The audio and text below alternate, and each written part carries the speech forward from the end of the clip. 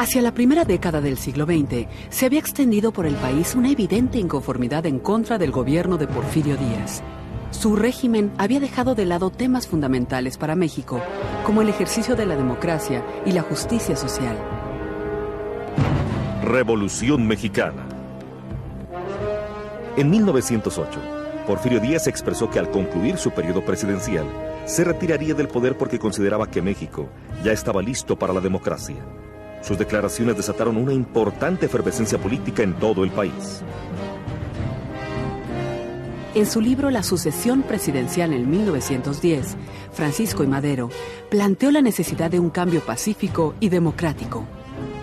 A partir de 1909, comenzó a recorrer la República con un lema que arraigó en la conciencia cívica: sufragio efectivo, no reelección. Ante la creciente popularidad de Madero, el gobierno ordenó su encarcelamiento y bajo esas condiciones se realizaron las elecciones presidenciales que le dieron el triunfo a Porfirio Díaz por séptima ocasión. Madero logró escapar y proclamó el Plan de San Luis, en el que desconoció al gobierno de Porfirio Díaz y convocó al pueblo a tomar las armas con el fin de instaurar la democracia. La revolución estalló el 20 de noviembre de 1910. A ella se unieron campesinos, obreros, mineros, intelectuales y gente de la clase media. La toma de Ciudad Juárez por las fuerzas revolucionarias obligó al gobierno a firmar los tratados de paz. Porfirio Díaz renunció a la presidencia y partió al exilio.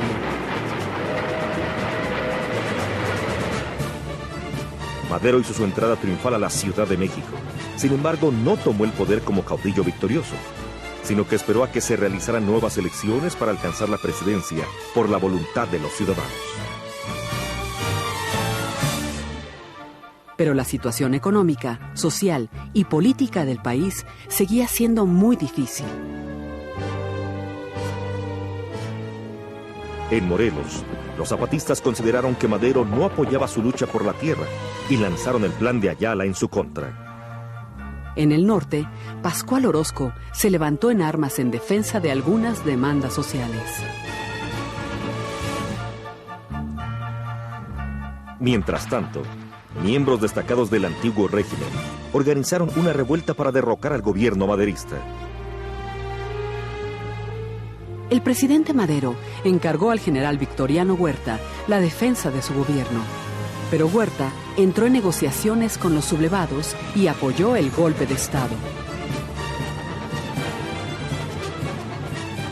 Madero fue obligado a renunciar y Huerta ocupó la presidencia. La decena trágica culminó con la muerte de Madero. Venustiano Carranza, gobernador de Coahuila, desconoció a Huerta y lanzó el Plan de Guadalupe con el fin de restablecer el orden constitucional. El país se convirtió en un campo de batalla, en el que los constitucionalistas se enfrentaron al ejército federal. Luego de más de un año de intensos combates, el avance de los revolucionarios obligó a Huerta a renunciar.